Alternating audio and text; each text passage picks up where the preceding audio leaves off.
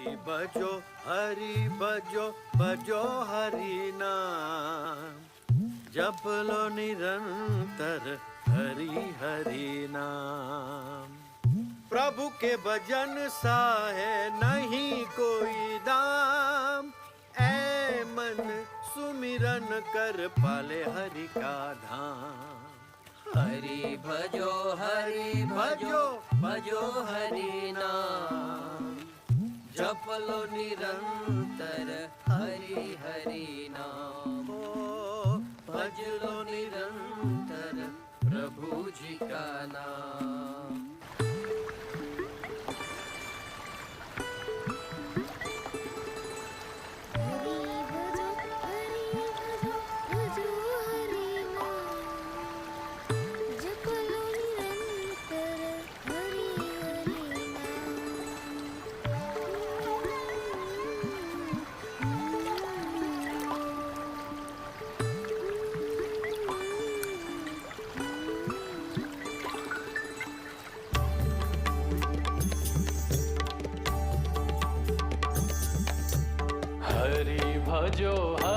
भजो हरि घन श्याम, स्वामी नारायण नीलकंठ नाम। हरि भजो हरि घन श्याम, स्वामी नारायण नीलकंठ। हरि घन श्याम, स्वामी नारायण नीलकंठ नाम।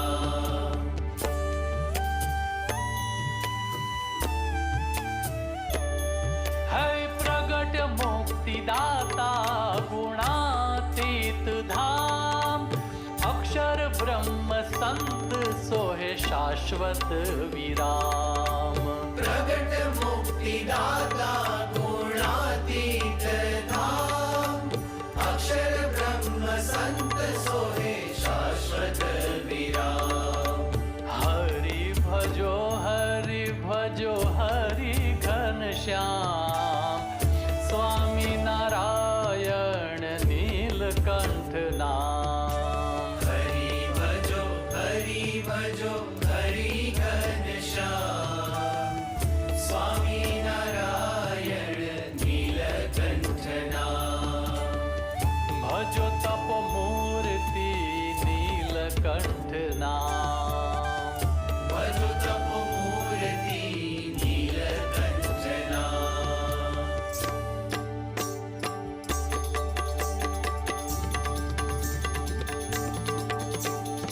स्वामी नारायण अक्षरधाम, भजो तप मूर्ति नीलकंठ नाम। स्वामी नारायण अक्षरधाम, भजो तप मूर्ति नीलकंठ नाम। स्वामी नारायण अक्षरधाम,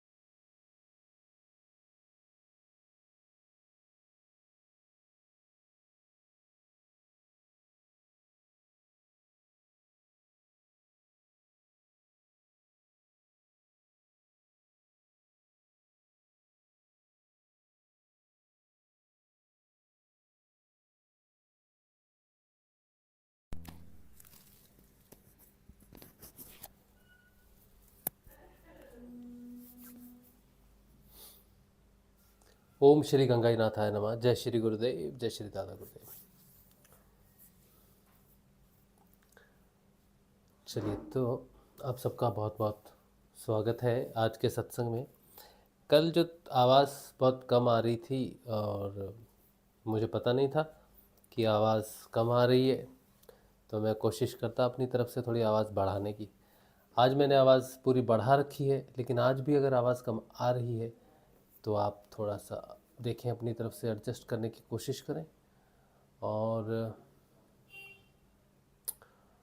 मेरे यहाँ पर तो कोई भी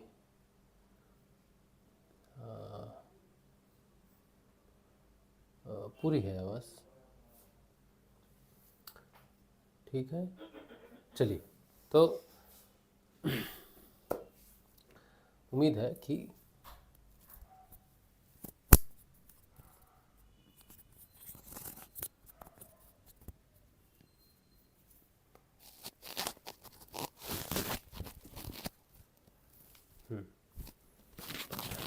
क्या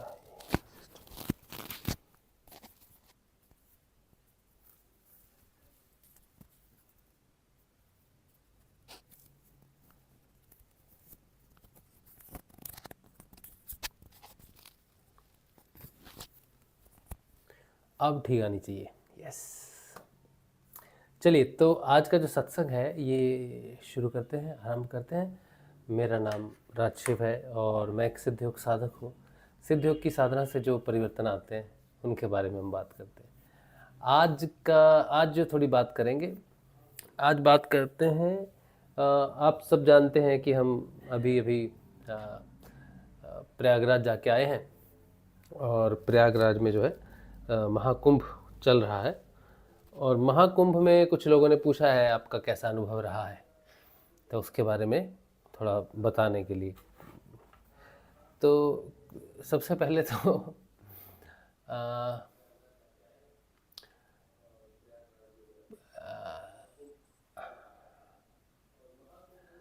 आध्यात्मिक दृष्टिकोण से कोई अनुभव मुझे ऐसा हुआ हो कि हम गए, कुछ अनुभव हुआ है, तो मैंने आपको बहुत पहले ये बात बता दी कि एक समय ऐसा चल रहा है इस समय जो सार्वभौमिक समय है। चाहे आप अमेरिका में रहते हैं, जापान में रहते हैं, भारत में रहते हैं, पाकिस्तान में रहते हैं, अफ़गानिस्तान में रहते हैं, श्रीलंका में रहते हैं, नेपाल में रहते हैं, चाइना में रहते हैं, ऑस्ट्रेलिया में रहते हैं, कनाडा में रहते हैं, कहीं भी रहते हैं, एक समय ऐसा चल रहा है जो समय बहुत शक्तिशाली है, बहुत वेग है इसमें, बहुत तेजी से जो है ये पृथ्वी के ऊपर पर ये कुछ वर्षा हो रही है। और वो एक डिवाइन बारिश है, एक पवित्र समय है और इसका वेग बहुत तेज भी है। ये सब जगह हो रहा है, ठीक है। और ये शुरू हुआ 14 जनवरी से, 13 और 14 जनवरी से ये शुरू हुआ है और जहाँ तक मुझे लगता है ये चलेगा आपका 26 तारीख तक, ये फरवरी पूरा चलेगा और मार्च में इसके प्रभाव आपको देखने में मिलेंगे। मार्च में आपको रिज़ल्ट मिलने शुरू हो जाएंगे। मोस्ट प्रोबेबली मिड मार्च में आपको कुछ ना कुछ रिज़ल्ट मिलेगा समय का, क्योंकि जब घटना घट रही है, अभी तो घट रही है, जब वो काम पूरा हो जाएगा, वो एक समय है, वो जो भी हो रहा है वो हो जाएगा, उसका रिज़ल्ट आएगा जो वो मिड मार्च में आना चाहिए। ये एक समय है आध्यात्मिक। अब इसमें कोई व्यक्ति प्रयागराज जा रहा है या प्रयागराज नहीं जा रहा है, इससे मुझे लगता है कि कोई बहुत ज़्यादा अंतर इसलिए नहीं पड़ेगा कि कोई व्यक्ति सकारात्मक है, कोई व्यक्ति उस ऊर्जा को ग्रहण कर सकता है, उस बारिश में नहा सकता है जो बारिश हो रही है, तो वो कहीं भी नहा लेगा। प्रयागराज जाकर नहाने की ज़रूरत नहीं है उसको, वो कहीं भी नहा लेगा जहाँ भी है वो। मैंने जैसे कहा, चाहे वो अमेरिका में है, चाहे जापान में है, कहीं भी है, वो अगर रिसेप्टर है, अगर वो रिसीव कर सकता है, सकारात्मक है, तो उसको मिल जाएगा, वहीं पर ही मिल जाएगा जहाँ पर वो है। ईश्वर कभी भी भेद नहीं करते हैं। ये नहीं कहते हैं कि भाई भारत में प्रयागराज है तो भारत वालों को ही सब मिलेगा, ऐसा बिल्कुल नहीं है। तो वो सब जगह मिलेगा, जहाँ रिसीवर है वहाँ रिसीव हो रहा है। और अगर रिसीवर नहीं है आपके पास एक मोबाइल कम्युनिकेशन के लिए तो 2 मोबाइल होने चाहिए ना। मैं आपको फ़ोन करूँगा तो आपको रिसीव करना आपके पास भी तो होना चाहिए। तो इसी तरह से भगवान जो दे रहे हैं इस समय आपके पास लेने के लिए ऊर्ध्वमुख होना चाहिए, उसकी तरफ मुख होना चाहिए। आपका जो पात्र है वो होना तो चाहिए सकारात्मक रूप से रिसीव करने के लिए। तो अगर वो आप उल्टा ही करके रखे हैं तो फिर आप प्रयागराज भी जाएंगे तो आपको मिलेगा कुछ नहीं। तो आध्यात्मिक दृष्टिकोण से मुझे लगता है कि अगर ये कोई और कुंभ होता 12 साल पहले का, इससे पहले जो कुंभ आया, चाहे वो 144 साल बाद नहीं भी आया होगा, वो साधारण महाकुंभ रहा होगा, वहाँ पर अगर कोई प्रयागराज जाता है तो उसको बेनिफिट हो, ऐसा संभव है। लेकिन इस बार जो चल रहा है, जिसे हम बोल रहे हैं 144 ईयर्स के बाद है, 144 ईयर्स के बाद है, 144 ईयर्स के बाद क्या है, ऐसा क्या घटना है जो 144 ईयर्स के बाद सिर्फ प्रयागराज में घट रही है? 144 साल के बाद पृथ्वी पर कोई घटना घट रही है तो क्या वो प्रयागराज में घट रही है?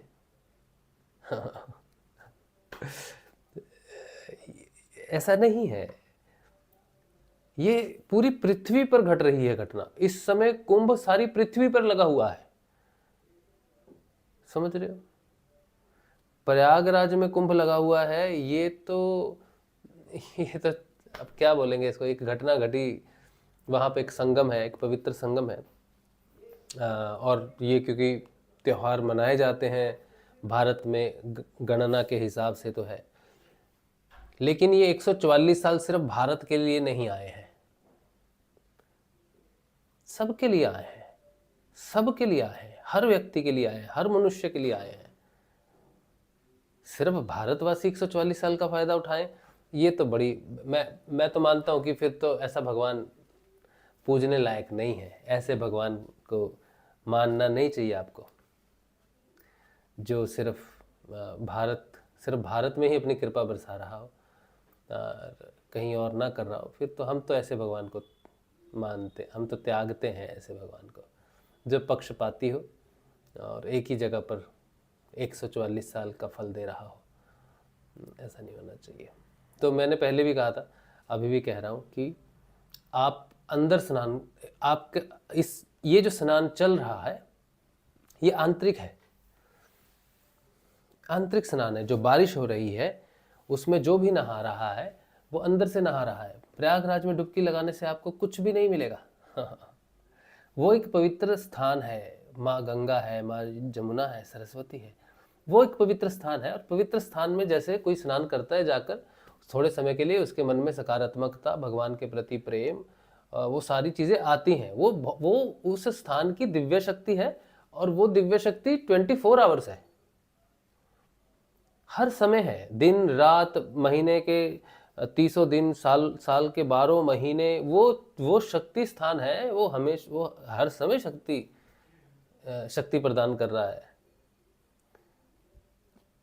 ठीक है, तो कुंभ लगा है, एक सकारात्मक पूरा संसार में हो रहा है, तो वो योग स्थान है, उसमें पहले से ही थोड़ी सकारात्मकता है, योग है, उस पर कोई व्यक्ति खड़ा है तो उसको लाभ हो रहा है। ठीक है, वो हर स्थान पर जहाँ जहाँ शक्ति स्थान है, जहाँ जहाँ पर योग स्थान है, वहाँ पर तो ज़्यादा इस समय घटना घट रही है। जैसे मेरे अंदर एक योग स्थान है जहाँ पर हमारा योग होता है पिछले 5 साल से, तो हमें वहाँ पर एक इस समय ज़्यादा फोर्स महसूस हो रही है। इसी तरह से प्रयागराज एक योग स्थान है। उस योग स्थान में भी एक शक्ति थोड़ी बढ़ी हुई है, लेकिन शक्ति कितनी भी बढ़ी हुई हो, उस स्थान की शक्ति है, उसे कोई ले नहीं सकता। जाकर वहां पर आप गए, आपने नहाया और वो शक्ति आपने ले ली या वो चीज आपने ले ली, it does not work like that. ऐसे काम नहीं करती ये चीजें। आप में रिसेप्टर है, आप कहीं भी बैठे हो। प्रयागराज ये है, प्रयागराज जितने संसार में मनुष्य हैं उन सब के ये पॉइंट तो है ना, है ना। तो यहां पर लगा हुआ है कुंभ, जो भी इस समय ध्यान कर रहा है, जो भी पुरुष, स्त्री, किन्नर, जो भी संसार में कहीं भी किसी भी स्थान पर है, चाहे वो अंतरिक्ष में बैठा है, जो भी इस समय रोज यहां पर अपने ईष्ट को देख रहा है, वो स्नान कर रहा है, क्योंकि स्नान यही हो रहा है। इस समय यहां की शक्ति बढ़ी हुई है, हम उसे पृथ्वी पर ढूंढ रहे हैं।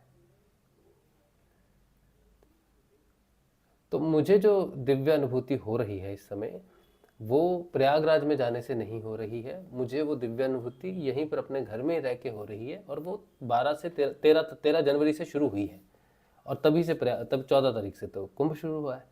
तो हमें भी बस वो 13-14 तारीख से शुरू हुआ है काम मेरा, मुझे फील होना शुरू हुआ है।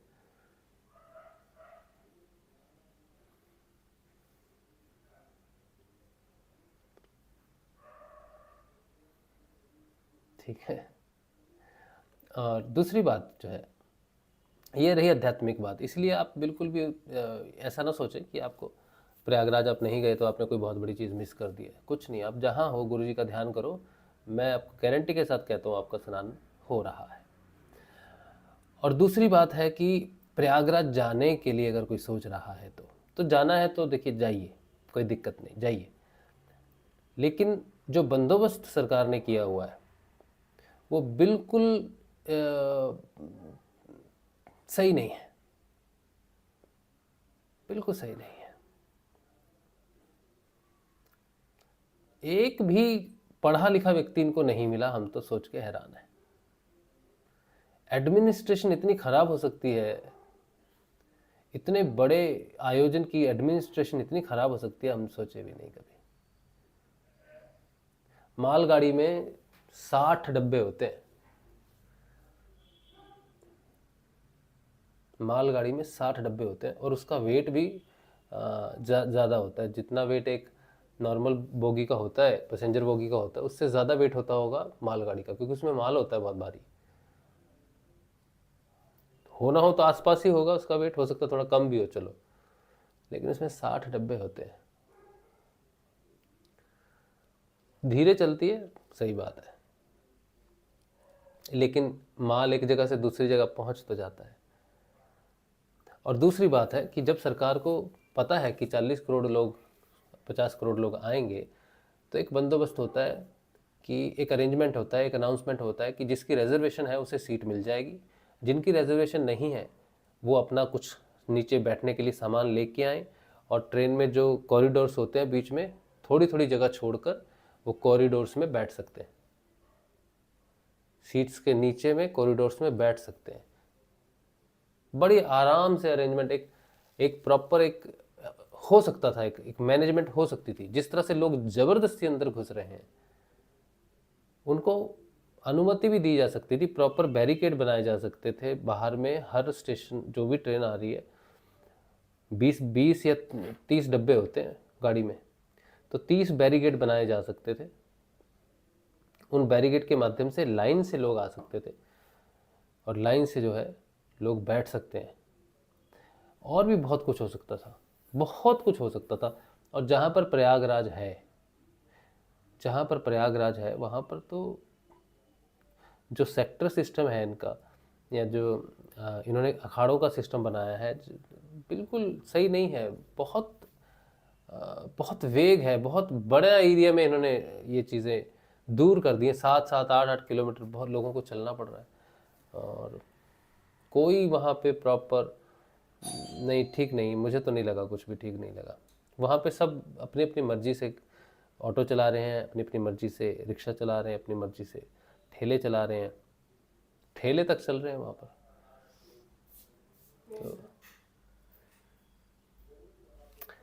तो बंदोबस्त के हिसाब से तो हमें बड़ी निराशा हुई कि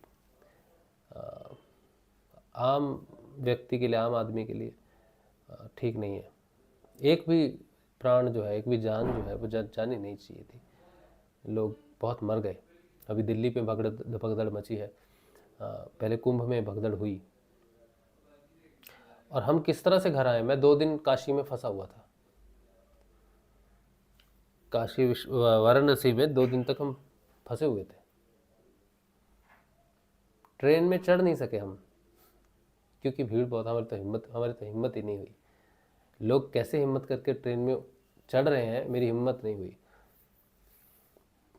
मेरे पास पैसे कम होने के बाद भी मैंने उस समय पहले एसी फर्स्ट एसी की टिकट करवाई,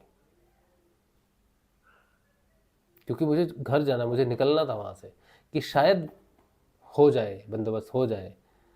नहीं हुआ। सेकंड एसी की, पहले थर्ड एसी की कराई, फिर सेकंड एसी की कराई, फिर थर्ड एसी की कराई, किसी में नहीं आ सका।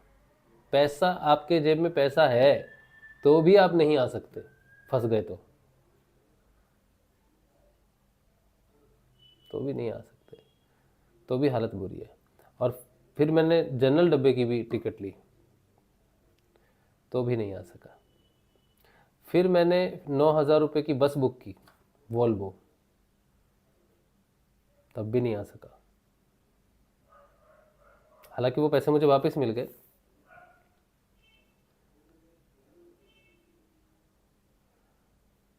इतनी दिक्कत है, बहुत दिक्कत है।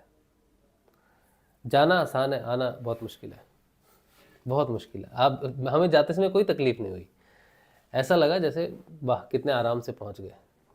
आते समय जब आदमी आता है, जब जाता है तो फ्रेश होता है, आते समय व्यक्ति थक जाता है, नहाता है, थक जाता है थोड़ा, तो वहाँ बैठने का कोई जगह नहीं है, कोई शेडिंग नहीं है प्रॉपर, कोई शेड सिस्टम नहीं है। गरीब है व्यक्ति, भेड़ बकरी की तरह पड़ा हुआ है, वो थैलियाँ बिछा के पड़ा हुआ है वो। और जो उन्होंने शेडिंग बनाई भी है, किसी काम की नहीं है वो शेडिंग, किसी काम की नहीं है वो शेडिंग।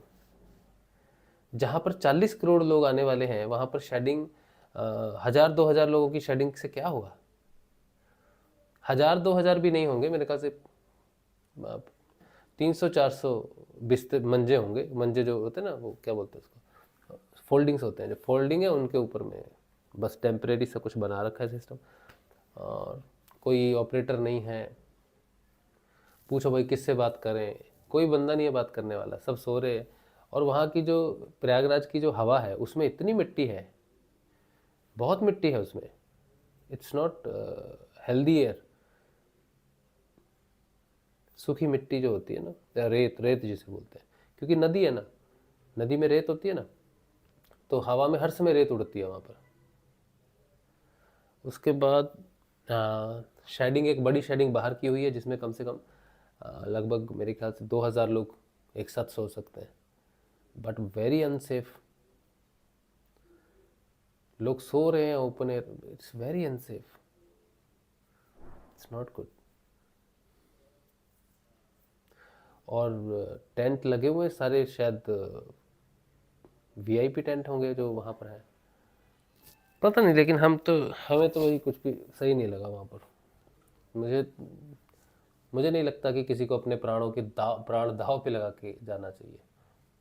आप जीवित रहो, अच्छा काम करो, और भगवान का नाम जप करो, गुरु का ध्यान करो, तो मोक्ष मिलेगा आपको। जितने भी लोग नहा के गए हैं, कोई गारंटी नहीं है सबके मोक्ष की। उल्टा मैं आपको बता रहा हूँ, ट्रेन में हमने एक ऐसा सीन देखा जो मानवता को शर्मसार करता है।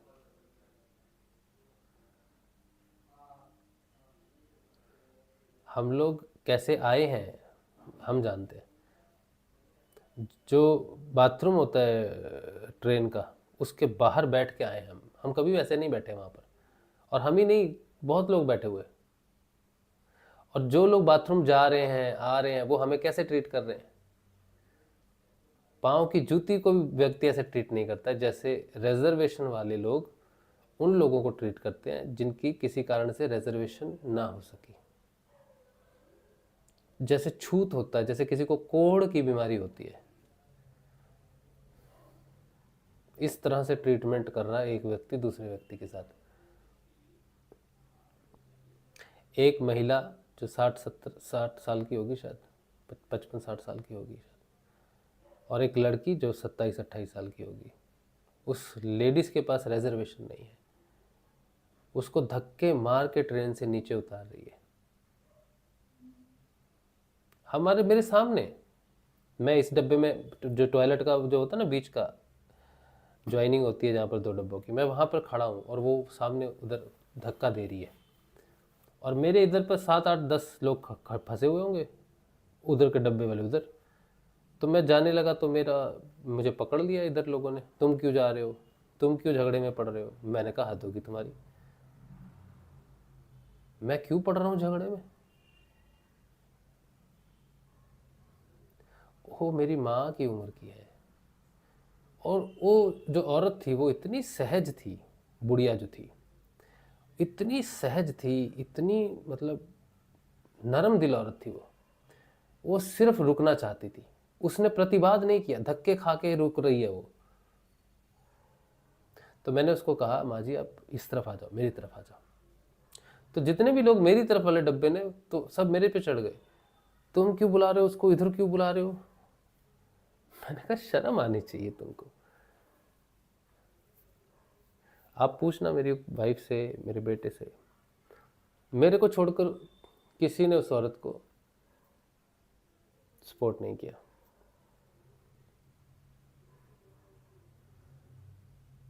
फिर मैंने कहा आप चिंता मत करो, आप इधर बैठो। तो वो घटना हुई। उसके बाद जब सुबह हुई थोड़ी सी 8 बजे सुबह के, तो काफ़ी लोग उतर चुके थे और ट्रेन के जो एसी के जो कुछ डब्बे जो सीट्स होती है वो खाली थी वो, लेकिन सभी लोग कहीं ना कहीं एडजस्ट हो गए, सभी लोग कहीं ना कहीं एडजस्ट हो गए। लेकिन वो एक बहुत बुढ़िया थी 70-80 साल की, एक वो थी जो 50 साल की होगी, उसका पति, वो दोनों लेडीज बुढ़िया वो वहीं की वहीं पड़ी हुई थी, जो जहाँ 2 डब्बे मिलते ना वहीं पर ही बैठी हुई थी। मैंने उनसे कहा माँ जी आप यहाँ से उठो, आप अंदर जाओ, अंदर बैठो जाके। तो बोले नहीं नहीं मैं यहीं ठीक हूँ।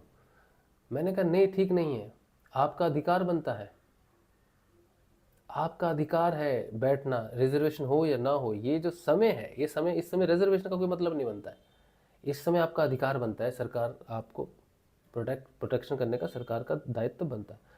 फिर वहाँ पर एक व्यक्ति था ट्रेन में जो कंबल वगैरह देते हैं ट्रेन में, उसने मुझे डांट दिया, बोला तुम क्यों बुला रहे हो, अगर वो इधर आ गई तो टीटी मुझे डांटेगा। तो मैंने कहा तुमने ये जो ड्रेस पहन रखी है, उसकी ड्रेस पे एक लोगो था, ह्यूमैनिटी अहेड। तो मैंने कहा तुमने ये जो पहन रखा है ह्यूमैनिटी अहेड, इसका मतलब है मानवता आगे है। बोला मेरी ड्रेस के पीछे क्यों पड़े। मैंने कहा मैं तुम्हारी ड्रेस के पीछे नहीं पड़ा हूँ, तुम्हारी ड्रेस पर लिखा है मानवता आगे है। और तुम जिस टीटी की बात कर रहे हो, जितने भी लोग इस समय बैठे हुए अंदर, किसके पास टिकट है। फिर और पढ़े लिखे बूढ़े बूढ़े सोसाइटी में जिनकी बड़ी इज्जत होती है ना, रसूखदार जो होते हैं, जो सोसाइटी के कोई मैनेजमेंट में होता है सोसाइटी का, कोई हेड होता है सोसाइटी का, कोई ट्रेजरर होता है, कोई सेक्रेटरी होता है, ऐसा होता है ना सिस्टम। तो ऐसे कुछ 7 8 10 लोग निकले और मुझे उन्होंने कहा कि इनको अंदर नहीं ले जा सकते। तो मैंने उनसे कहा तुम बुढ़े थे वो, मैंने कहा एक बात मेरी ध्यान से सुन लो, जब तक ये महिला लेटरिन के सामने बैठी हुई है तब तक तुम्हारा कोई भला नहीं होगा, ना तुम्हारा भला होगा ना तुम्हारे देश का भला होगा। तुम जितना भी कुछ कर लो, तुम जितनी मर्जी सोसाइटियां बना लो, जितने मर्जी रिजर्वेशन सिस्टम बना लो, जितनी मर्जी हाई सोसाइटी कर लो, जितने मर्जी अच्छे कपड़े पहन लो, लेकिन तुम्हें इसका कोई लाभ नहीं होगा, ना तुम्हें, ना तुम्हारे देश को, ना तुम्हारी सोसाइटी को, ना तुम्हारे घर में कहीं कोई उन्नति नहीं हो सकती, क्योंकि वो महिला लेटरिन के पास बैठी हुई है और तुम उसे वहां से उठने नहीं दे रहे हो। आप यकीन करो वो जितने भी थे पढ़े लिखे बुजुर्ग, एक भी नहीं बोला। मैंने उनको इतनी देर तक बोला कि तुमको शर्म आनी चाहिए, बोले नहीं कुछ भी।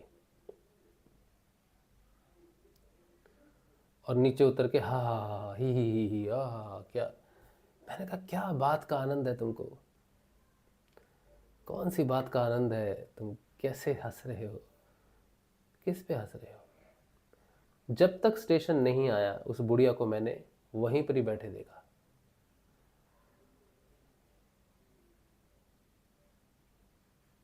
मैंने उससे जाते समय एक ही बात कही कि अम्मा आप बहुत अच्छी हैं।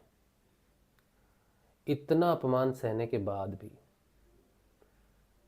आपने कुछ भी नहीं बोला, कुछ भी नहीं बोला।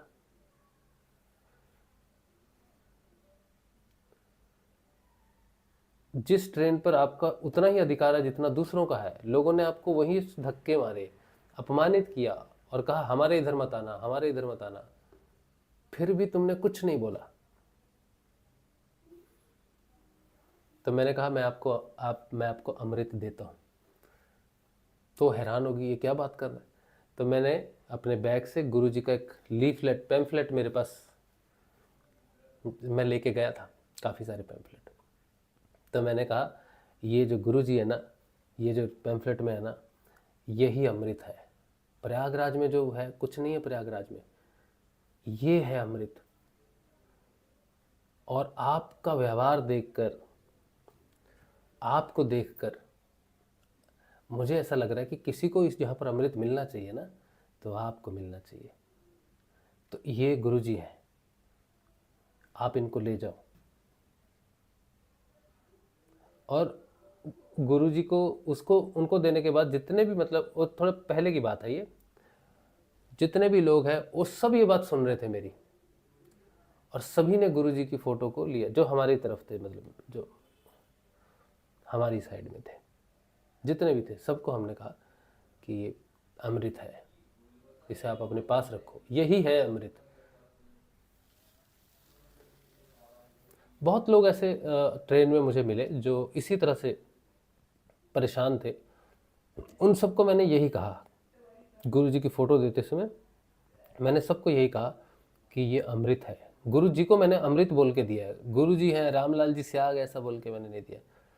मैंने कहा ये अमृत है, इन्हें ले जाओ, ये मोक्ष देंगे आपको। तो जितने भी लोग थे सबने देखा ये क्या बोल रहा है, तो सब ने बड़े प्यार से जो है गुरुदेव जी की फ़ोटो ली। ये मेरा अनुभव, ये जो मैं ट्रेन की बात जो मैंने बताई है, यही घटना है जीवन में। अब वो जो औरत बैठी है वो कौन है, क्या पता कौन है, कौन जानता है उस औरत को कौन थी। लेकिन जो भी थी वो भारत का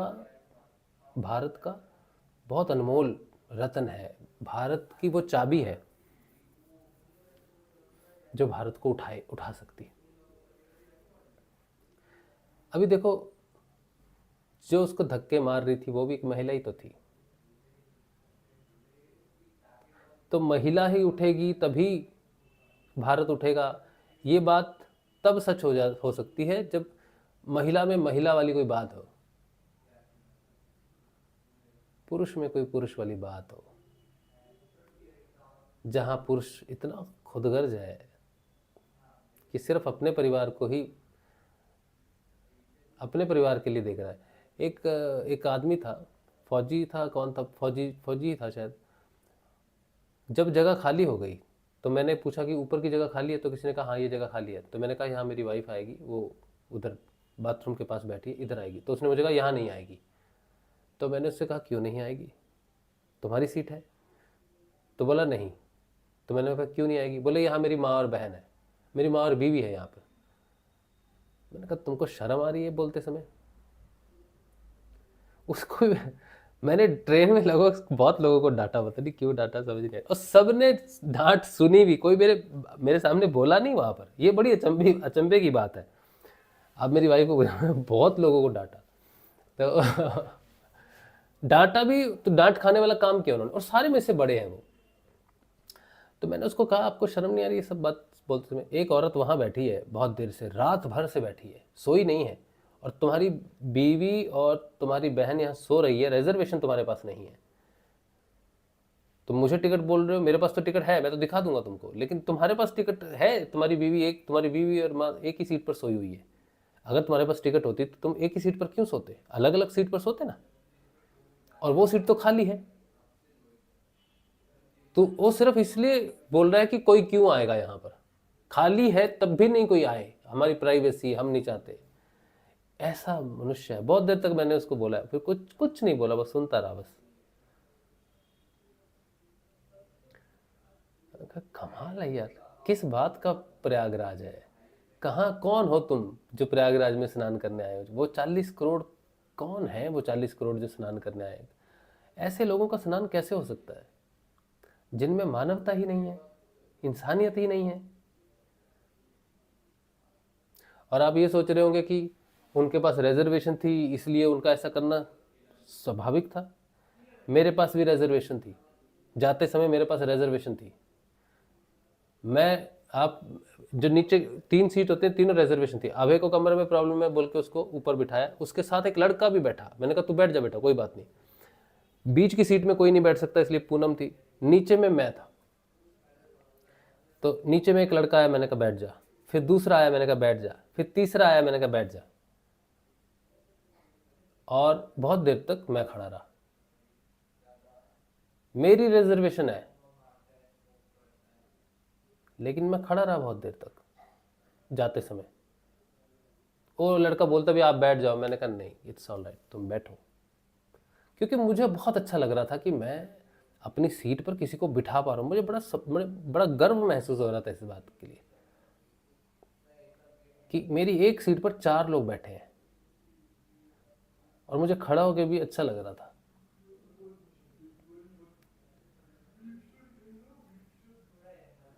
उसके बाद जब दूसरी ट्रेन में थी, तब मेरी दूसरी ट्रेन पे कोई दूसरा व्यक्ति सो रहा था।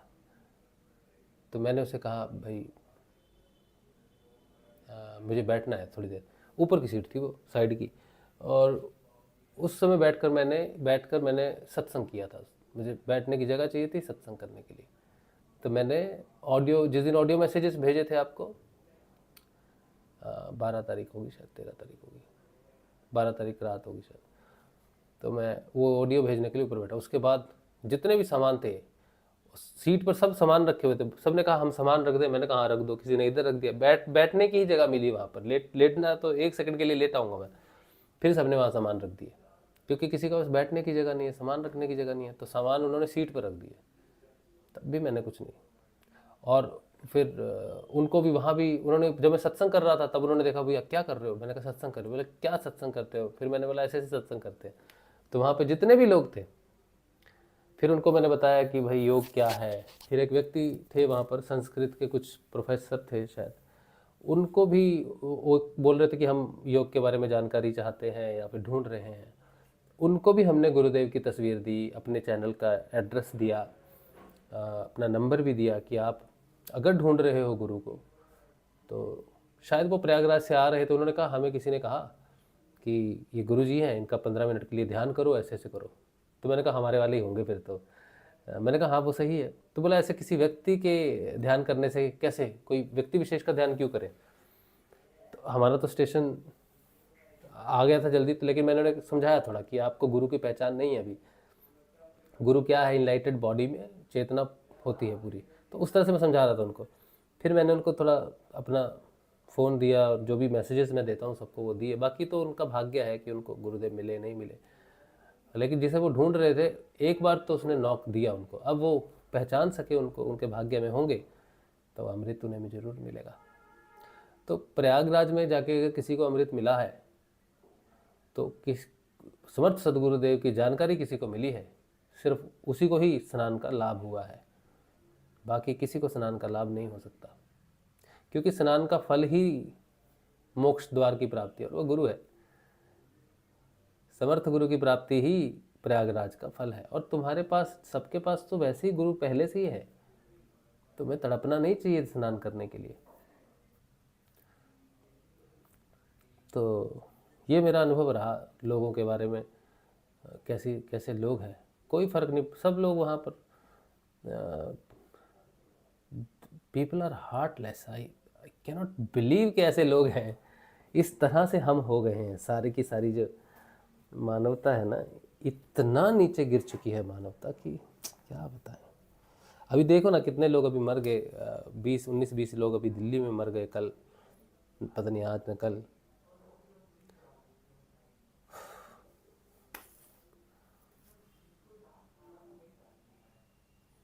एक चीज़ मैंने देख ली कि मनुष्य को, अगर सारे मनुष्यों पर संकट आएगा ना, तो हमारे देश में अगर 100 लोग हैं तो उनमें से 98 लोग, 98 आउट ऑफ 100 अपनी जान पहले बचाएंगे। और अपनी जान बचाएंगे नहीं, सिर्फ अपनी जान बचाने के लिए दूसरे की जान लेने में उन्हें कोई संकोच नहीं होगा। अपनी जान बचाना है, अच्छी बात है, बचाओ, ठीक है, चलो, लेकिन उसके लिए वो दूसरे की जान ले भी सकते हैं। और जान तो बहुत बड़ी चीज है, अपना सुख भी त्याग नहीं सकते। किसी की जान की रक्षा करनी तो बड़ी दूर की बात है, आज का मानव अपना सुख भी त्याग नहीं सकता है दूसरे के लिए। ये हालत है। कोई फर्क नहीं पड़ता उसे, कोई बच्चा है, कोई बूढ़ा है, कोई औरत है, कोई फर्क नहीं पड़ता। देर सब ढोंग है। जो लोग हैं ना, जब सही समय आता है ना, लोग दान करते हैं क्योंकि लोगों के पास पैसे हैं। लोग गरीबों को खाना खिलाते हैं क्योंकि उनके पास अपॉर्चुनिटी है, कोई रीज़न है, पुण्य करना है, उसका श्राद्ध करना है, उसका जन्मदिन मनाना है, वो प्रार्थना करवानी है, गरीबों की मदद करनी है ताकि अपना लाभ हो सके।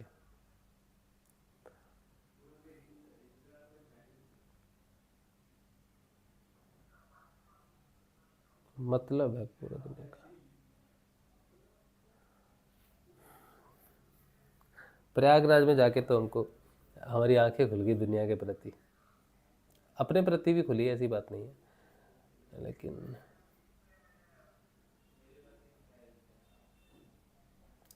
असली संकट मैंने देखा। जब मनुष्य पर असली संकट पड़ता है तो उसका रंग कैसे बाहर आता है।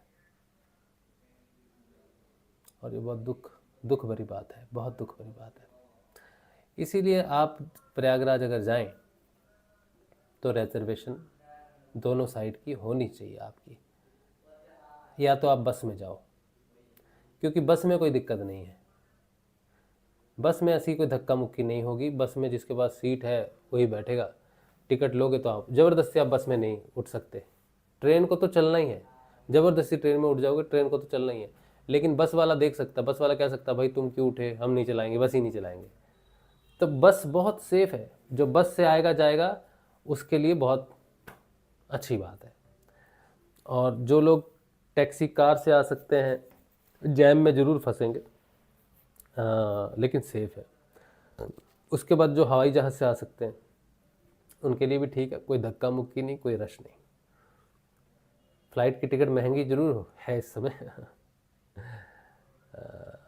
लेकिन प्राण बच जाएंगे।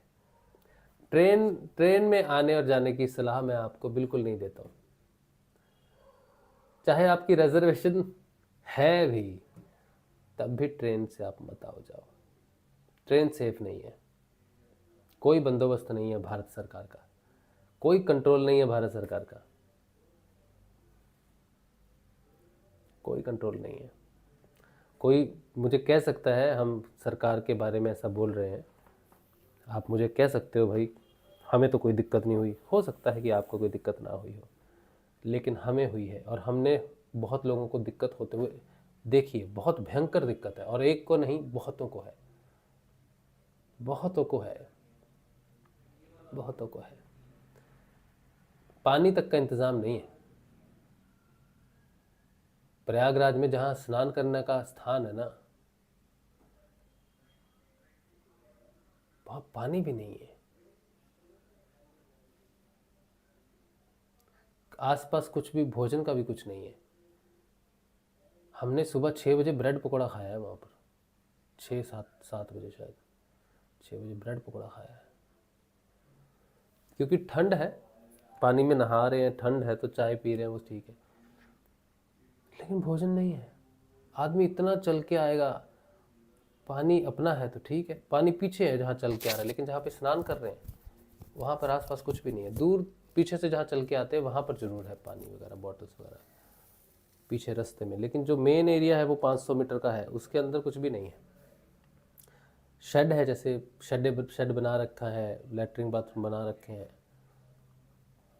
पता नहीं उनकी क्या सोच रही होगी कि लोग जमा ना हो, लोग बैठे ना, इसलिए हो सकता है कि उन्होंने कुछ भी इंतज़ाम ऐसा नहीं किया कि यहाँ भीड़ जमा ना हो।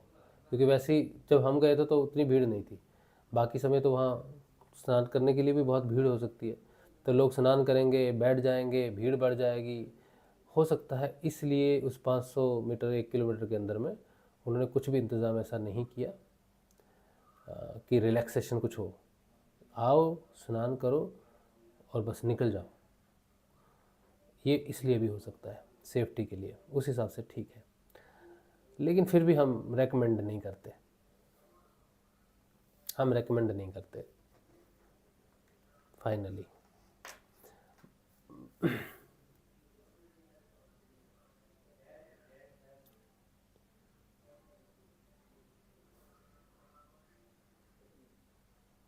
भगवान का नाम जपो, ध्यान करो, और एक बात, ये जो फिर से बोल रहा, 13 तारीख से 26 तारीख तक का जहाँ भी आप हो, आप यहाँ पर ध्यान करो अपने इष्ट देव का, समर्थ सदगुरुदेव का, यही स्नान है। चलिए, तो आगे हम बढ़ते हैं, हम श्रीमद् भागवत का अध्ययन करेंगे। और एक व्यक्ति, हम आए ना, स्नान करके आए ना, तो हमारे मन में एक बात मैं आपको बता देता हूँ, छुपाने वाली बात नहीं है।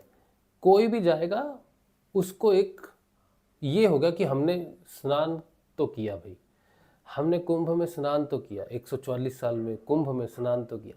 एक दिमाग में एक ईगो होती है, सेटिस्फेक्शन नहीं बोलूँगा मैं इसको, मैं बोलूँगा एक ईगो है मैंने ईगो फील की है, सेटिस्फेक्शन फील नहीं की है, ईगो फील की है, जिसे लोग प्रिविलेज बोलते हैं, सौभाग्य बोलते हैं, भाग्य बोलते हैं। मैं सोचता हूँ कि वो ईगो हो सकती है।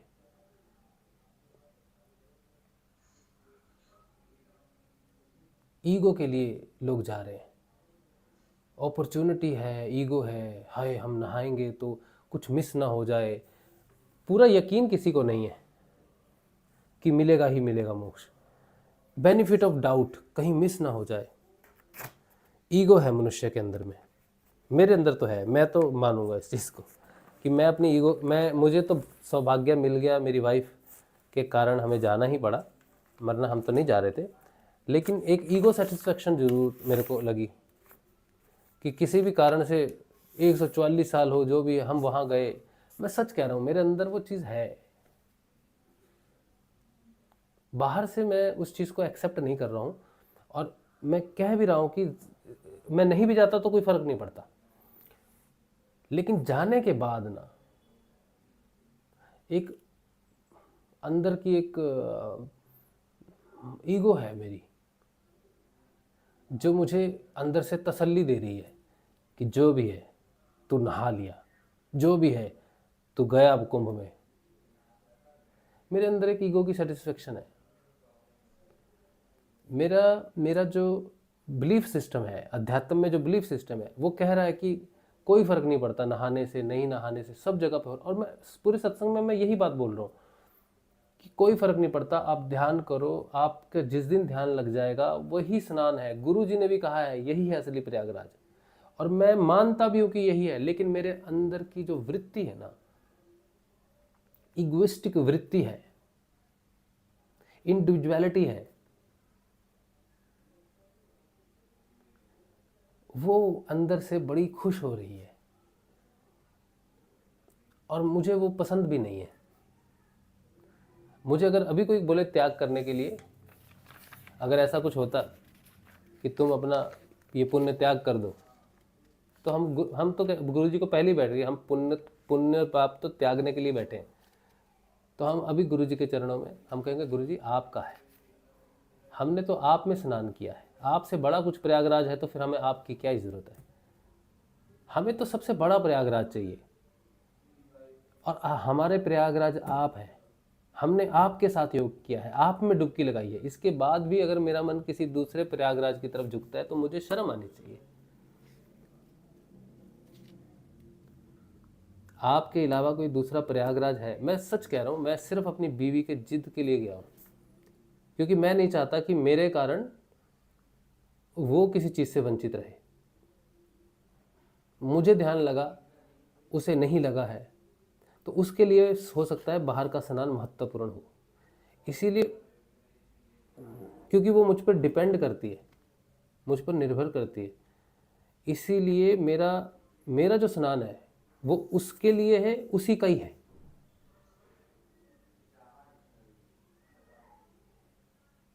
मेरा स्नान उसी के लिए है, मेरे लिए खुद के लिए नहीं है। मेरा स्नान तो मेरा गुरु है। और ये बात मैंने अपनी पत्नी से भी कही, लेकिन उसने कहा कि नहीं, तुम्हारा ध्यान लगा है, हमें तो करना है, तुम अपना विश्वास रखो। और उसकी बात सही है। एक पति होने के नाते मेरा फर्ज बनता है कि मैं अपनी पत्नी को, उसकी इच्छा को पूरी करूं।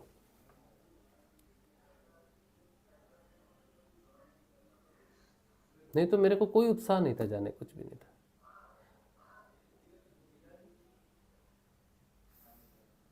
और वो वहाँ गई है, उसने डुबकी लगाई है, ठीक से उसकी डुबकी नहीं लगी है, बट उसको क्योंकि थोड़ा सा ये है कि मेरा बहुत अच्छे से मैंने नहीं नहाई, बहुत ठंड लग रही थी उसको, थोड़ा उसको अस्थमा है, सीजनल अस्थमा जो होता है, तो वो नहाई जाके, ठीक है, तो उतना ही काफ़ी है। लेकिन वो फिर भी अगर डिससेटिस्फेक्शन होगी कि मुझे फिर से जाना है, तो भी मुझे इसलिए जाना पड़ेगा कि उसको डिससेटिस्फेक्शन ना रह जाए। तो भी अगर वो जोर ज़बरदस्ती करे तो भी हमको जाना ही पड़ेगा, दूसरी बार जाना पड़ेगा। तो उससे क्या फ़र्क पड़ता है? 2 बार नहाने से क्या मुझे ज़्यादा पुण्य मिल जाएगा?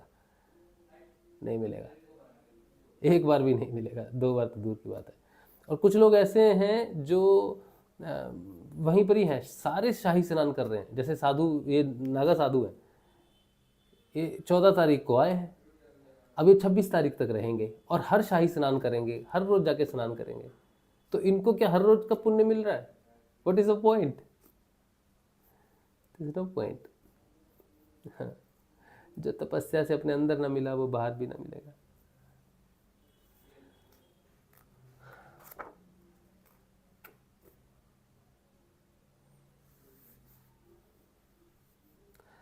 पाप त्यागना बड़ी खुशी से इंसान पाप को त्याग देता है। लेकिन अगर उसे ये कहा जाए कि पुण्य का मतलब होता है, मोक्ष का मतलब होता है पुण्य का त्याग, तो किसी को मोक्ष नहीं चाहिए होगा।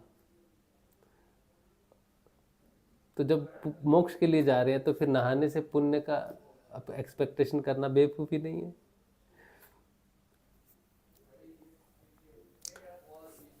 जैसे मैंने कहा ना, मेरे अंदर एक ईगो है, मैं जानता हूँ वो है, लेकिन हम उसका त्याग करने के लिए तैयार हैं। हम अपनी इच्छा से त्याग तो कर नहीं सकते, वो तो चेतना का स्तर जब बढ़ जाएगा तब वो स्वयं त्याज्य हो जाएगी, लेकिन हम उसके पक्ष में नहीं हैं। हम इस पूरे संसार में 750 करोड़ लोग हैं, और उसमें से अगर 40 करोड़, 50 करोड़, 60 करोड़ लोगों को एक सौभाग्य प्राप्त होता है, तो मैं कभी भी उन लोगों में शामिल नहीं होऊंगा। जब तक कि अगर भगवान कोई सार्वजनिक पुण्य दे रहा है, मोक्ष दे रहा है, कुछ भी दे रहा है, तो वो अगर 800 करोड़ लोग हैं और भगवान कहे कि 800 करोड़ लोगों के लिए ही है, तभी मैं उसमें शामिल होना चाहूँगा। यही मेरी असली पहचान है, यही मेरा असली चरित्र है। अगर 800 करोड़ लोगों में से भगवान कहे कि 25 करोड़ के लिए नहीं है, बाकियों के लिए है, तो भी हम नहीं शामिल होंगे, तो भी हम भगवान का वो प्रसाद स्वीकार नहीं करेंगे। ये जो मैं आपको बता रहा हूँ ना, ये ही मेरे अंदर है, यही मेरे बाहर है। एक भी मनुष्य अगर भगवान छोड़ दे कि इस मनुष्य के लिए नहीं है, सबके लिए, तब भी नहीं हम लेंगे। क्योंकि अगर ऐसा है तो वो भगवान नहीं है, वो शैतान है। अगर वो एक को भी छोड़ रहा है पूरी दुनिया में, तो वो भगवान नहीं है, वो शैतान है। क्योंकि भगवान श्री कृष्ण प्रत्येक प्राणी के हृदय में निवास करते हैं। एक भी ऐसा नहीं जिसके हृदय में वो परमेश्वर निवास ना करता हो। तो फिर एक भी कैसे छूट जाएगा? एक भी कैसे छूट जाएगा? तो अगर एक भी छूट रहा है तो वो मेरा ईश्वर नहीं है, वो देने वाला मेरा ईश्वर नहीं है, और मुझे नहीं चाहिए। चाहे वो कुछ भी दे रहा है, कुछ भी दे रहा है, नहीं चाहिए। ये मेरी फिलॉसफी है, यही मेरी पहचान है, और यही मेरे शब्द हैं जो हमेशा रहेंगे, शुरू से हैं। जिस दिन पहली बार मैंने सत्संग के लिए मिला, जिस दिन पहली बार मुझे लगा कि स्थान और समय का कोई महत्व नहीं रहा मेरे जीवन में, उस दिन ही मैंने भगवान गुरुदेव को बोला था कि गुरु भगवान, कुछ भी लूँगा ना मैं जीवन में, आप मुझे कुछ भी देंगे तो वो सबके लिए होना चाहिए। अगर एक मनुष्य भी छूटता है कि इसको नहीं दिया जा सकता है तो आप मेरे को मत देना। ये सत्संग उसी शर्त पर चल रहा है, उसी शर्त पर चल रहा है, आज भी चल रहा है, कल भी, हमेशा भी इसीलिए चलेगा। अगर, और मैं एक और बात कहता हूँ, मुझे नहीं पता कि हमको योग की प्राप्ति क्यों हुई, हमें गुरु भगवान ने योग किस आधार पर दिया, क्योंकि हमने तो कुछ नाम ऐसा जपा नहीं, हम तो कुछ अच्छे व्यक्ति भी नहीं, कुछ भी नहीं हमें। फिर भी मेरी बीवी कभी भी मुझसे पूछती है कि तुम कहते हो तुम्हें ध्यान लगता है, गुरु भगवान के तो बहुत सारे शिष्य हैं, तुम्हें ही ध्यान लगता है या तुम्हें ही ये मिल रहा है, चीज़ मिल रही है, तो ये तुम्हारा भ्रम भी तो हो सकता है। तो मेरे पास कोई उसको प्रूव करने का कोई ये नहीं है, लेकिन मैं ये कहता हूँ कि मेरा ये जो चरित्र है मेरा, शायद यही एक चरित्र है जिसके ऊपर में हमको सिर्फ अपने जीवन में सिर्फ इसी चरित्र के ऊपर में अभिमान है, गर्व है कि भगवान ने हमें ये चरित्र दिया, कि वही स्वीकार्य है जो सबके लिए होगा। एक भी छूटेगा तो स्वीकार्य नहीं, बस एक यही एक चरित्र है मेरे पास, और कुछ भी नहीं है। यही मेरी पूंजी है, यही धन है जो मैंने कमाया है, अपनी कोई तपस्या की होगी, कुछ भी किया होगा मैंने, बस एक ही चरित्र रूपी गुण है मेरा। और इस बात में मैं पूरा अंदर से बाहर से बहुत क्लियर हूँ। यहाँ मेरी कोई ईगो, कोई अहंकार, कुछ भी नहीं है, बहुत क्लियर है, बहुत क्लियर है मुझे इस बात में। सर्व खलबिदम ब्रह्म ही मेरे प्राण है, प्राण रूपी है। यही कारण हो सकता है कि हमें योग में तरक्की मिली है, सिर्फ एक ये कारण हो सकता है, और दूसरा कोई कारण नहीं है कि हमने नाम जपा हो या हम बहुत अच्छे शिष्य हों गुरुदेव के, कुछ भी नहीं। हम बहुत बेकार इंसान है, बहुत नीच कोटि के इंसान है। सिर्फ ये एक चरित्र है।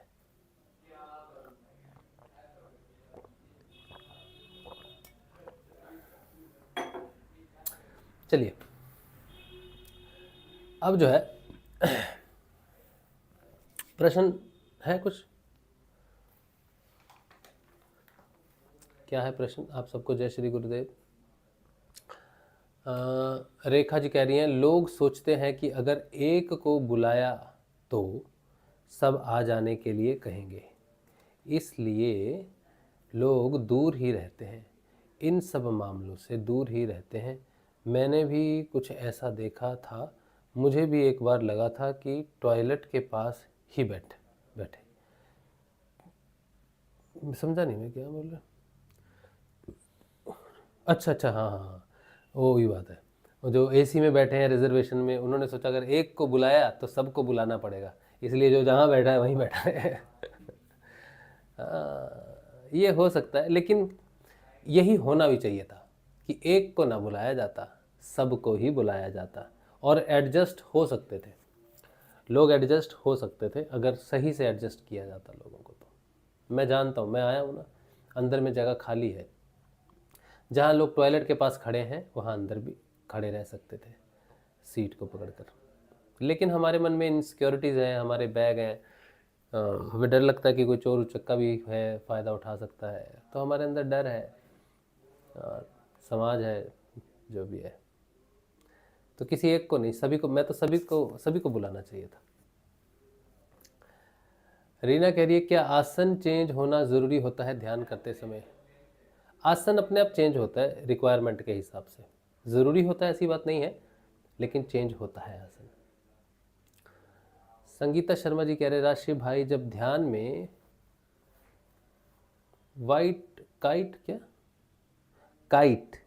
काइट टाइप का सिंबल मिले तो उसका क्या मतलब है? रोम्बस सिंबल क्या मतलब है कुछ?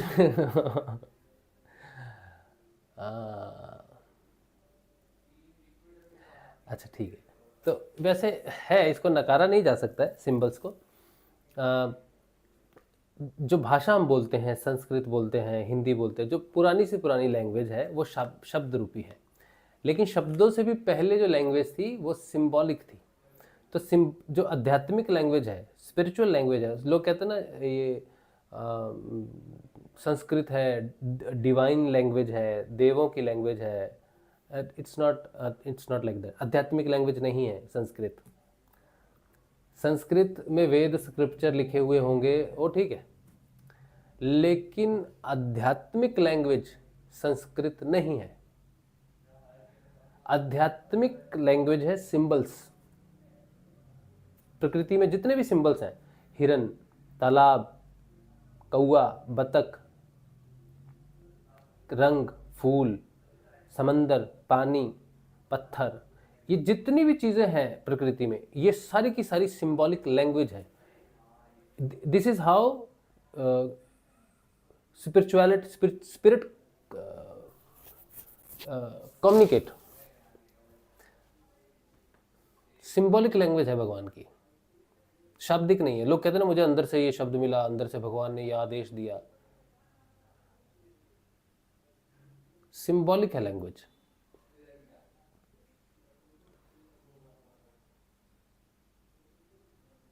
भगवान अगर कम्युनिकेट करेंगे तुम्हारे साथ तो सिंबॉलिकली करेंगे। जैसे दाईं आंख का भड़कना सिंबॉलिक है, बाईं आंख का फड़कना सिंबॉलिक है। और प्रकृति में कोई घटना घटनी, दूध उबल के फूट गया, वो अशुभ हो गया, सिंबॉलिक लैंग्वेज है। रास्ते में जाते समय छींक मार दी, सिंबॉलिक है। बिल्ली ने रास्ता काट दिया, सिंबॉलिक है। बिल्ली ने रास्ता काट दिया, ये अशुभ होता है? नहीं, सिंबॉलिक लैंग्वेज है कुछ कम्युनिकेशन। प्रकृति ऐसे कम्युनिकेट करती है, but it is not always a bad sign. मैं नहीं मानता कोई बिल्ली ने रास्ता काट दिया है, कुछ भी काट दिया, तो हम कहते हैं कि ईश्वर की इच्छा के बिना बिल्ली रास्ता नहीं काट सकती।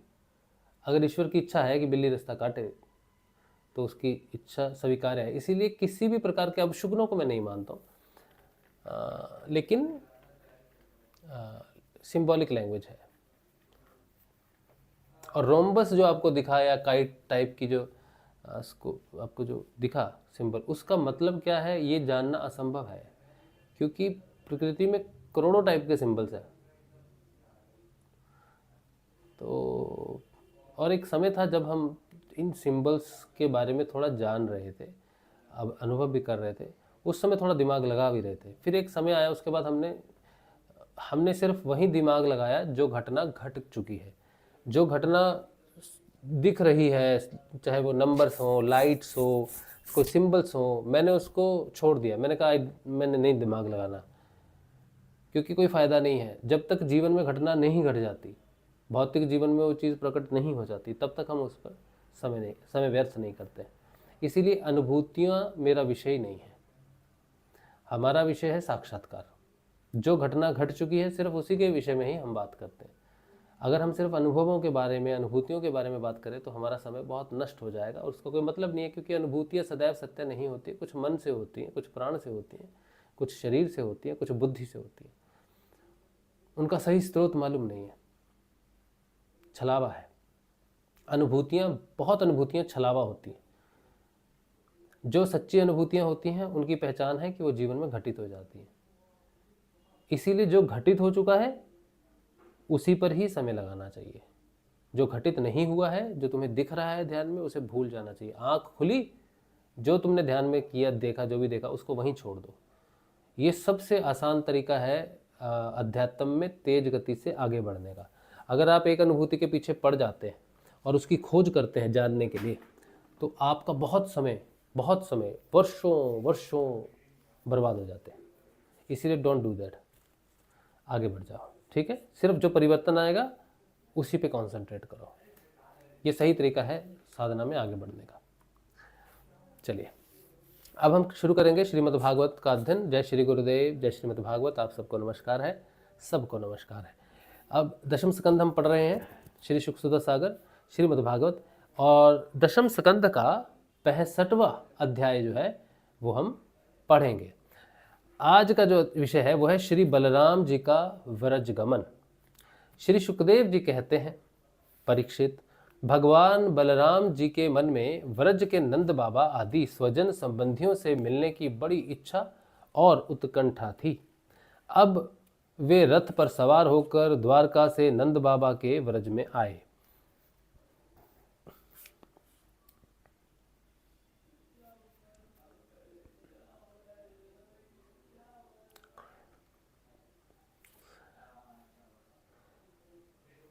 इधर उनके लिए व्रजवासी गोप और गोपियां भी बहुत दिनों से उत्कंठित थीं। उन्हें अपने बीच में पाकर सबने बड़े प्रेम से गले लगाया। बलराम जी ने माता यशोदा और नंद बाबा को प्रणाम किया।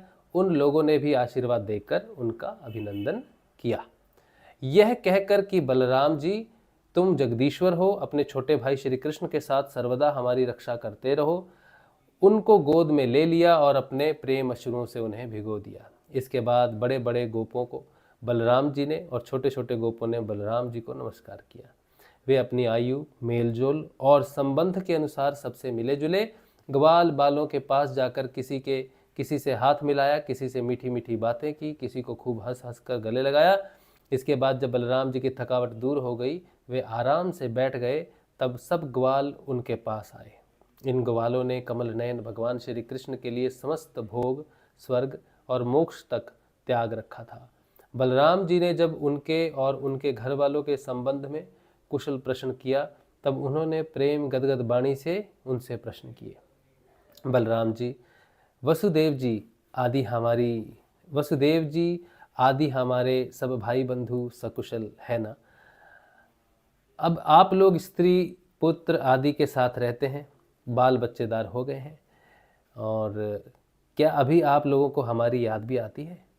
यह बड़े सौभाग्य की बात है कि पापी कंस को आप लोगों ने मार डाला और अपने सुहृद संबंधियों को बड़े कष्ट से बचा लिया है।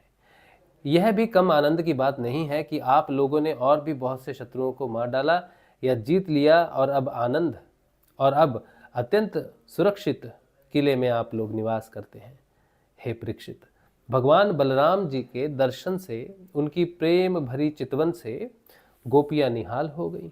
उन्होंने हंसकर पूछा, क्यों बलराम जी, नगर नारियों के प्राण बल्लभ श्री कृष्ण अब कुशल से तो है ना? क्या कभी उन्हें अपने भाई बंधु और पिता माता की भी याद आती है? क्या वे अपने माता के दर्शन के लिए एक बार भी यहाँ आ सकेंगे? क्या महाबाहु श्री कृष्ण कभी हम लोगों की सेवा का भी कुछ स्मरण करते हैं? आप जानते हैं कि स्वजन संबंधियों को छोड़ना बहुत ही कठिन है, फिर भी हमने उनके लिए माँ बाप, भाई बंधु, पति पुत्र और बहन बेटियों को भी छोड़ दिया है। परंतु प्रभु, वे बात की बात में हमारे सौहार्द और प्रेम का बंधन काटकर, हमसे नाता तोड़कर परदेश चले गए हैं। हम लोगों को बिल्कुल ही छोड़ दिया है। हम चाहती तो उन्हें रोक लेती, परंतु जब वे कहते हैं कि हम तुम्हारे ऋणी हैं, तुम्हारे उपकार का बदला कभी नहीं चुका सकते, तब ऐसी कौन सी स्त्री है जो उनकी मीठी मीठी बातों पर विश्वास न कर लेती? एक गोपी ने कहा, बलराम जी, हम तो गांव की गंवार ग्वालिनी ठहरी, उनकी बातों में आ गई, परंतु नगर की स्त्रियां तो बड़ी चतुर होती हैं। भला वे चंचल और कृतघ्न श्री कृष्ण की बातों में क्यों फंसने लगी? उन्हें तो वे नहीं छका पाते होंगे। दूसरी गोपी ने कहा, नहीं सखी, श्री कृष्ण बातें बनाने में तो एक ही है। ऐसी रंग बिरंगी मीठी मीठी बातें गढ़ते हैं कि क्या कहना। उनकी सुंदर मुस्कुराहट और प्रेम भरी चितवन से नगर नारियों भी प्रेमावेश से व्याकुल हो जाती होंगी, और वे अवश्य उनकी बातों में आकर अपने को निछावर कर देती होंगी। तीसरी गोपी ने कहा, अरे गोपियों, हम लोगों को उसकी बात से क्या मतलब है? यदि समय ही काटना है तो कोई दूसरी बात करो। यदि उस निष्ठुर का समय हमारे बिना बीत जाता है तो हमारा भी उसी की तरह भले ही दुख से क्यों ना हो कट ही जाएगा। अब गोपियों के भाव नेत्रों के सामने भगवान श्री कृष्ण की हंसी, प्रेम भरी बातें, चारु चितवन, अनूठी चाल और प्रेम आलिंगन आदि मूर्तिमान होकर नाचने लगे। वे उन बातों की मधुर स्मृति में तन्मय होकर रोने लगीं। परीक्षित, भगवान बलराम जी नाना प्रकार से अनुनय विनय करने में बड़े निपुण थे। उन्होंने भगवान श्री कृष्ण के हृदय स्पर्शी और लुभावने संदेश सुना सुनाकर गोपियों को सांत्वना दी और वसंत के 2 महीने चैत्र और वैशाख वहीं बिताए। वे रात्रि के समय गोपियों में रहकर उनके प्रेम की अभिवृद्धि करते। क्यों न हो भगवान राम ही जो ठहरे। उस समय कुमुदनी की सुगंध लेकर भीनी भीनी वायु चलती रहती। पूर्ण चंद्रमा की चांदनी छिटक कर यमुना जी के तटवर्ती उपवन को उज्जवल कर देती और भगवान बलराम गोपियों के साथ वहीं विहार करते। वरुण देव ने अपनी पुत्री वारुणी देवी को वहां भेज दिया था। वह एक वृक्ष के खोडर से बह निकली। उसने अपनी सुगंध से सारे वन को सुगंधित कर दिया। मधुधारा की वह सुगंध वायु ने बलराम जी के पास पहुंचाई, मानो उसने उन्हें उपहार दिया हो। उसकी महक से आकृष्ट होकर बलराम जी गोपियों को लेकर वहां पहुंच गए और उनके साथ उसका पान किया। उस समय गोपियां बलराम जी के चारों ओर उनके चरित्र का गान कर रही थी और वे मतवाले से होकर वन में विचार कर रहे थे। उनके नेत्र आनंद मद से विह्वल हो रहे थे। गले में पुष्पों का हार शोभा पा रहा था। वैजंती की माला पहने हुए आनंदोन्मत्त हो रहे थे। उनमें उनके एक कान में कुंडल झलक रहा था। मुखार बिंद पर मुस्कुराहट की शोभा निराली ही थी। उस पर पसीने की बूंदें हिमकण के समान जान पड़ती थी। सर्वशक्तिमान बलराम जी ने जल क्रीड़ा करने के लिए यमुना जी को पुकारा, परंतु यमुना जी ने यह समझकर कि ये तो मतवाले हो रहे हैं, उनकी आज्ञा का उल्लंघन कर दिया। वे नहीं आई। तब बलराम जी ने क्रोधपूर्वक अपने हल की नोक से उन्हें खींचा और कहा, पापिनी यमुने कैसे बात करते। क्या कहा बलराम जी ने यमुना माता को, जब यमुना माता बुलाने से आई नहीं तो उन्होंने अपने हल की नोक से माता को खींचा।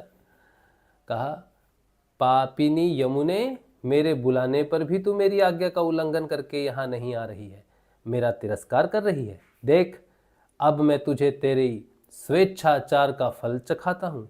अभी अभी तुझे हल की नोक से 100 टुकड़े किए देता हूँ। जब बलराम जी ने यमुना जी को इस प्रकार डांटा फटकारा, तब वे चकित और भयभीत होकर बलराम जी के चरणों पर गिर पड़ी और गिड़गिड़ा कर प्रार्थना करने लगी। लोकाभिराम बलराम जी, महाबाहो, मैं आपका पराक्रम भूल गई थी। जगतपते, अब मैं जान गई कि आपके अंश मात्र शेष जी इस सारे जगत को धारण करते हैं। भगवान, आप परम ऐश्वर्यशाली हैं।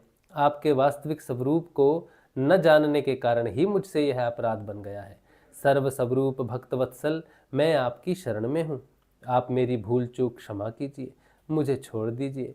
अब यमुना जी की प्रार्थना स्वीकार करके भगवान बलराम ने उन्हें क्षमा कर दिया और फिर जैसे गजराज हथनियों के साथ क्रीड़ा करता है, वैसे ही वे गोपियों के साथ जल क्रीड़ा करने लगे।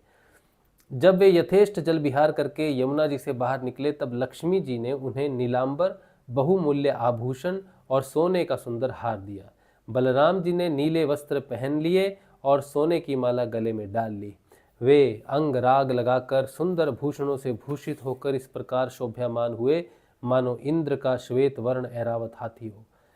परीक्षित, यमुना जी अब भी बलराम जी के खींचे हुए मार्ग से बहती है और वे ऐसी जान पड़ती हैं मानो अनंत शक्ति भगवान बलराम जी का यशगान कर रही हो। बलराम जी का चित्त व्रजवासिनी गोपियों के माधुर्य से इस प्रकार मुग्ध हो गया कि उन्हें समय का कुछ ध्यान ही न रहा। बहुत सी रात्रियां एक रात के समान व्यतीत हो गईं। इस प्रकार बलराम जी व्रज में विहार करते रहे। 66वां अध्याय। अच्छा, पौंड्रक और काशीराज का उद्धार, ये हम कल पढ़ेंगे।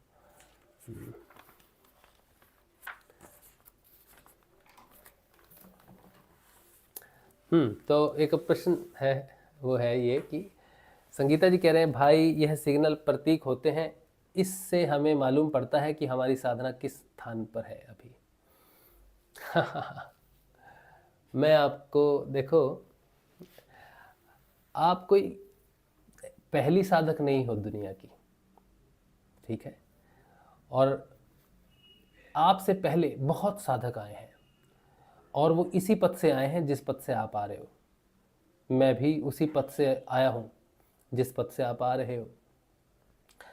जब मुझे अनुभूतियाँ होने लगी, 2019 की बात है, जब मुझे अनुभूतियाँ होने लगी तो मैं कुछ गुरु भाइयों पर निर्भर हो गया। एक बार मैंने एक से पूछा कि मुझे ऐसी अनुभूति हुई है, इसका क्या अर्थ है? तो उसने मुझे कहा कि अनुभूतियों को भूल जाओ, अनुभूतियाँ कुछ नहीं होती हैं। मुझे इस बात का बहुत बुरा लगा, ईगो, बहुत बुरा लगा। मैंने कहा मेरी अनुभूति का कोई अर्थ ही नहीं है, मैं झूठ बोल रहा हूँ। उस दिन मैंने प्रण किया कि मैं अपनी अनुभूतियों का स्वयं पता लगाऊंगा कि मेरी अनुभूतियों का क्या अर्थ है। किसी से नहीं पूछूंगा कभी, ताकि मेरी अनुभूतियों का कोई कभी अपमान न कर सके। ये मेरी ईगो थी, अहंकार था। बहुत समय बाद मैंने ये रियलाइज़ किया कि अनुभूतियों का मूल रूप से मतलब तभी पड़ता है जब वो परिवर्तन बन जाती हैं जीवन में। हमें अपनी अनुभूतियों के पीछे में समय नहीं नष्ट करना चाहिए। अनुभूतियाँ होती हैं, लेकिन सारी की सारी अनुभूतियाँ सच्ची नहीं होती हैं। मेरी एक बात बड़ी ध्यान से सुनना सारे भाई और बहन। जो साम्राज्य है ना मन का, ये बहुत विशाल है, बहुत विशाल है। जब तक आपको पूर्णता प्राप्त नहीं होती, और ये कोई मतलब ये कोई ऐसा नहीं होगा कि आपको कुछ हो, पूर्णता प्राप्त हो रही है और आपको कुछ पता नहीं चलता है। जबरदस्त परिवर्तन होता है, रियलिस्टिक, बिल्कुल साक्षात्कार किया जा सकता है ईश्वर का। माया को बहुत स्पष्ट रूप से देखा जा सकता है, सत्य को, झूठ को, घटनाओं को, समय को, विचारों को, गुणों को बहुत क्लियरली देखा जा सकता है। मैं अभी तो साधना में हूँ, इससे पहले तो नहीं था साधना में। तो मैंने तो नॉर्मल जीवन जिया हुआ है ना, नॉर्मल व्यक्ति का जीवन जो होता है, जो साधना का जीवन नहीं होता, ध्यान का जीवन नहीं होता है। तो मैं जानता हूँ मैं कैसा व्यक्ति था, नॉर्मल, अच्छा नॉर्मल व्यक्ति जैसे होते हैं।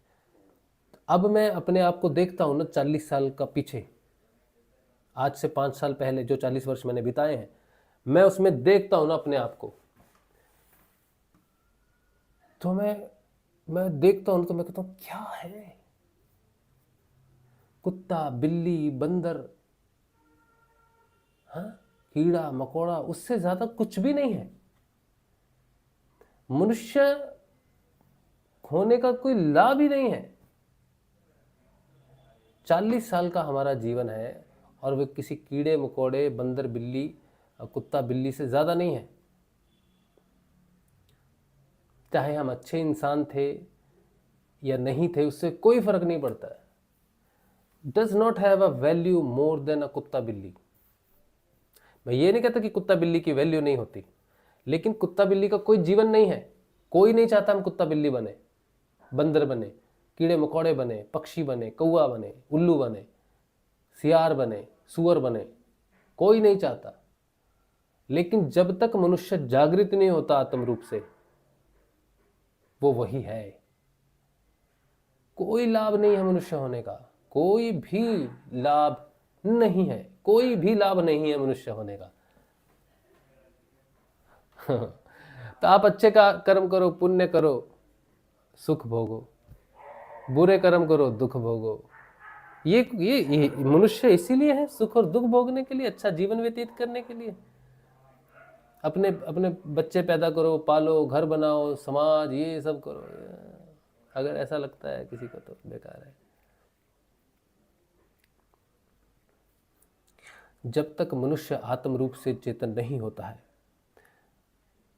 तब तक उसको मनुष्य होने का किसी भी प्रकार का कोई भी लाभ नहीं प्राप्त होता है।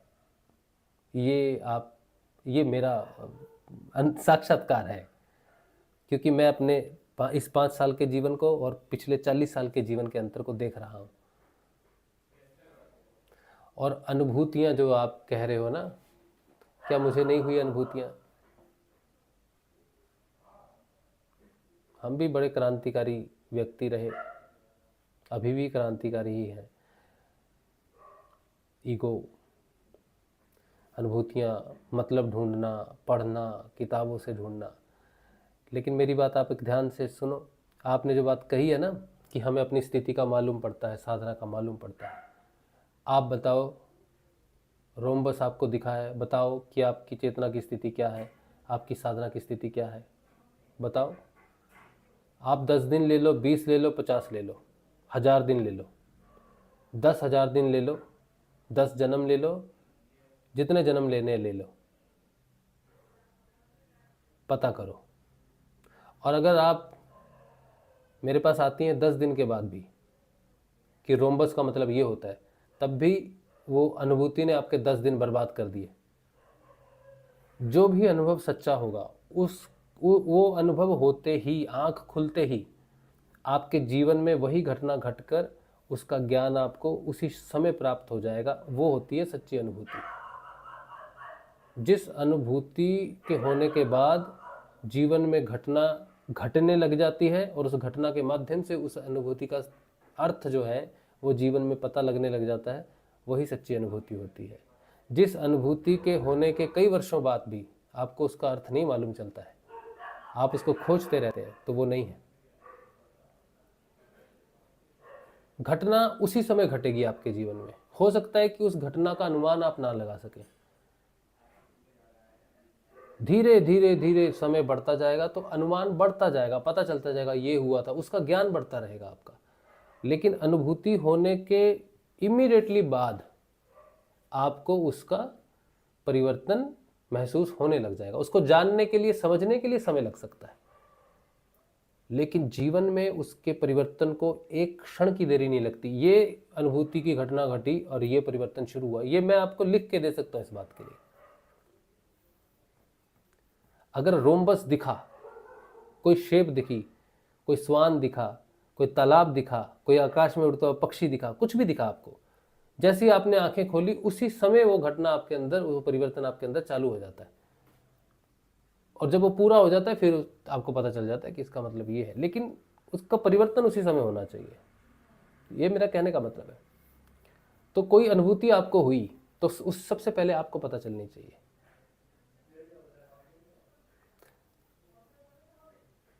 और अगर आपकी अनुभूतियों का अर्थ कोई किताब बताती है, किसी किताब से आपको पता चलता है या किसी व्यक्ति से पता चलता है आपको, तो फिर वो बहुत ही आपका लॉस हो गया फिर वो। क्योंकि कई बार हमारी अनुभूतियां हमारे एक गुब्बारे को भरती हैं, गुब्बारे को भरती रहती है, हमारी जिज्ञासा को भरती रहती है, ताकि हम में जिज्ञासा पैदा हो। कभी रोमबस दिख गया, कभी ट्रायंगल दिख गई, कभी स्क्वायर दिख गया। आप अगर ये ढूंढोगे किताबों में तो आपके अंदर का वो जो जिज्ञासा का जो गुब्बारा है वो भरना बंद हो जाएगा। आप अपनी जिज्ञासा को बाहर शांत कर रहे हो। आपको जितनी भी अनुभूतियां हो रही हैं उसको इकट्ठा करो। इकट्ठा करते करते करते, जिज्ञासा करते करते करते आपके अंदर ही वो गुब्बारा फूटकर सारी जिज्ञासाएं शांत कर देगा। इसीलिए अपनी इस तरह की अनुभूतियों की जिज्ञासाओं को दबा के रखना चाहिए। पुराने साथ कहते थे ना, गुरु कहते थे अपनी अनुभूतियां किसी को मत बताना, अपनी अनुभूतियां किसी को मत बताना, नहीं तो बंद हो जाएंगी। क्योंकि उनको तुम्हारे अंदर ही प्रकट होना है। गुरु जी ने आके जब हमें कहा कि आप अपना परिवर्तन सबको बताओ, गुरु जी ने क्या कहा है? अनुभूतियों के बारे में नहीं, गुरु जी ने कहा जो परिवर्तन तुम में आता है वो सारी दुनिया को बताओ। क्योंकि अनुभूतियां बताने से वो अंदर वो खजाना खुलता नहीं है, लेकिन अपना परिवर्तन बता देने से कोई लॉस नहीं होगा। क्योंकि परिवर्तन का मतलब है कि कोई चीज़ ऑलरेडी घट चुकी है। मैंने खाना खा लिया, मैंने पेट भर लिया, तो मैं दुनिया को बता सकता हूँ कि मैंने खाना खा लिया है, पेट भर लिया है। अब बता देने से मेरा पेट खाली नहीं हो जाएगा। लेकिन कोई अनुभूति है जो भी घटित नहीं हुई है, जो सिर्फ मेरे अंदर जिज्ञासा के दरवाजे खोलना चाहती है, और जब वो अनुभूतियां हम किसी दूसरे के साथ शेयर कर देते हैं या किसी दूसरे से पूछने लग जाते हैं तो दरवाजा वो खुलता ही नहीं है। इसीलिए अनुभूतियों को रोक लो, लेकिन परिवर्तन को बहा दो, परिवर्तन को बता दो, अनुभूतियों को रोक लो। ये बात मैं बहुत पहले से, बहुत साधकों को पहले भी कहता आया हूँ। जब आपने पहली बार तो मुझसे नहीं पूछी ये बात, बहुत साधकों ने मुझसे पहले भी पूछी ये बातें। मैंने हमेशा यही बात कही है कि तुम हर अनुभूति का मतलब जानने की जिज्ञासा मत करो। वो तुम्हारे अंदर कुछ खोलना चाहते हैं, जिज्ञासा के द्वार खोलना चाहते हैं, इसलिए तुम्हें अलग अलग चीज़ें दिखाई देती। किसी को नंबर दिखाई देते हैं, कॉन्टिन्यूसली नंबर दिखेंगे, 609, 902, 303, 404 ऐसे दिखते हैं, और वो सोचते हैं हमें क्यों दिख रहे हैं, क्या चमत्कार है, क्या हो रहा है। कुछ नहीं हो रहा है, सिर्फ तुम्हारे अंदर एक जिज्ञासाओं का पहाड़ खोदा जा रहा है, जिसे तुमको पार करके आगे निकल जाना है बस। तो वो ज़रूरी है, वो उस तरह की अनुभूतियाँ ज़रूरी है जिज्ञासा को जन्म देने के लिए। नहीं तो बहुत सारे ऐसे साधक हैं जो जिनके अंदर जिज्ञासा है ही नहीं, है ही नहीं।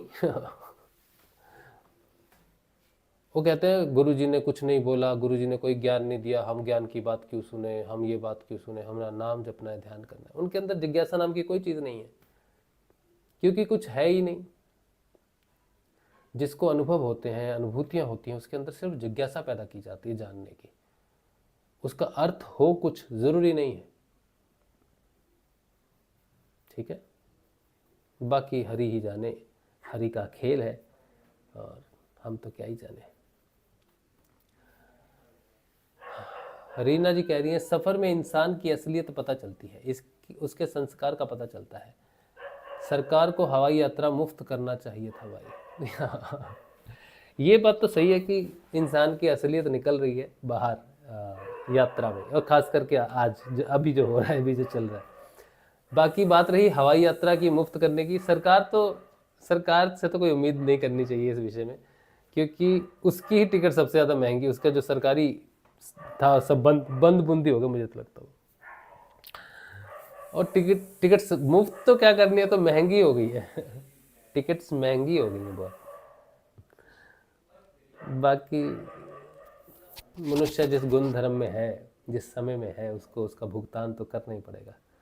अब हम इस समय में रहकर सतयुग की कल्पना करें, ये भी उचित नहीं है। सतयुग तो हमें बनाना पड़ेगा, हमारे चरित्र से सतयुग का निर्माण होगा, तो होगा तो ठीक है। संगीता जी कह रहे हैं बहुत बहुत धन्यवाद, ठीक है। मैंने आपको वही बताया जो मैंने जाना है, समझा है, वही है। बहुत पुराने सेशन जो थे ना, वो चैनल बंद हो गया अभी तो, वो पहले एक चैनल होता था, उस पर मैंने शुरुआती तौर पर जब मुझे ऐसी अनुभूतियाँ होने लगी, वाइट स्वान और भी बहुत कुछ चीज़ें थी, तो हमने उस पर रिसर्च की थी मैंने। और रिसर्च करते समय श्री अरविंदो की एक तो ये बाहर इतना, एक गली में इतने कुत्ते हैं ना, हर समय लड़ते रहते हैं। तो जिस समय हम रिसर्च कर रहे थे सिंबल्स के ऊपर, उस समय श्री अरविंदो की एक पुस्तक थी, वो सिंबल्स पे ही थी, स्पिरिचुअल सिंबल्स। जो सावित्री है ना, जो उन्होंने सावित्री लिखी है, वो भी सिंबॉलिक है पूरी, जैसे आपने लिखा ना सिंबल्स का मतलब होता है। श्री अरविंदो ये सारे सिंबल्स का मतलब जानते थे, और उन्होंने जो भी लिखा वो सारे सिंबॉलिक लैंग्वेज है। जो सावित्री है, Savitri is a language written in the language of symbols. वो शुरू ही करते हैं ना, एक इट इज़ अ डॉन, मतलब सुबह हो रही है, एक अंधकार है। वो आप सावित्री के पहले 1-2 पेज पढ़ना, सब कुछ सिंबॉलिक है। ऋषि अरविंदो ने सच्ची आध्यात्मिक लैंग्वेज में ही वो पुस्तक लिखी है। जैसे मैंने शुरू में कहा ना, संस्कृत आध्यात्मिक लैंग्वेज नहीं है, आध्यात्मिक लैंग्वेज है सिंबॉलिक, और ऋषि अरविंदो ने सिंबॉलिक लैंग्वेज में ही सावित्री लिखी है। हाँ, ये बहुत अच्छा याद आया मुझे कनेक्शन। तो आप अगर सिंबल्स की जानकारी लेना चाहते हो तो ऋषि अरविंदो को पढ़ो, तब वहाँ से आप कुछ समझ पाओ अपने सिंबल्स को या फिर अपनी चीज़ों को, तो अलग बात है। ठीक है, चलिए। तो अब सिंबल्स ऐसे भी नहीं है कि आप सोचोगे कि ऋषि अरविंदो ने कहीं रोम्बस सिंबल के बारे में कहीं लिखा होगा, ट्रायंगल के बारे में कुछ लिखा होगा, या ऐसे सिंबल्स के बारे में। ऐसे सिंबल्स एक जगह पर मिलेंगे आपको, एक जगह पर मिलेंगे कि उन्होंने सिंबल्स के लिए कुछ लिखा है, लेकिन it does not work like that. ये ऐसे नहीं है, सिंबल की एक्सप्लेनेशन लिख दी होगी कि रोम्बस का मतलब ये है, नहीं। आत्म जागृति, सोचो आत्म जागृति के बारे में लिखना है, तो उनका जो सावित्री का जो पहला पेज है जहां पर आत्म जागृति के बारे में लिख रहे हैं, वो पता ही नहीं चलेगा आपको आत्म जागृति के बारे में लिख रहे हैं। तो वही सिंबॉलिक लैंग्वेज है, हमें पता ही नहीं चलेगा कि वो क्या बोल रहे हैं, क्या सिंबल है, क्योंकि जब तक हम नहीं जानते, सिंबल्स को हम नहीं जानते, तब तक ऋषि अरविंदो को पढ़ना बेकार है, क्योंकि समझ ही नहीं आएगा क्या लिख रहे हैं। नॉर्मल लैंग्वेज कविता नहीं है, वो कविता सिंबॉलिक है, सिंबल्स में कविता लिखी हुई है। जो घटना घट रही है उसको वो डायरेक्ट नहीं लिख रहे कि आत्म जागृति का समय आने वाला है या वो कल की अवतार आने वाला, कहीं सिंपल लैंग्वेज में नहीं लिखा उन्होंने बस क्या ही लिखा है भगवान। तो जब तक योग नहीं होता तब तक ऋषि अरविंदो को समझना मतलब नामुमकिन है। तो ये मैंने आपको बता के रखा कि ऋषि अरविंदो को पढ़ें और जाने कि असल में सिंबल्स है क्या, सिंबॉलिक लैंग्वेज है क्या। चलिए आज का सत्संग यहीं पे रख देते हैं भगवान श्री गुरुदेव के श्री चरणों में। कल मिलेंगे हम लोग, कल के ध्यान में और कल के सत्संग में। जय श्री गुरुदेव, जय श्री दादा गुरुदेव जी।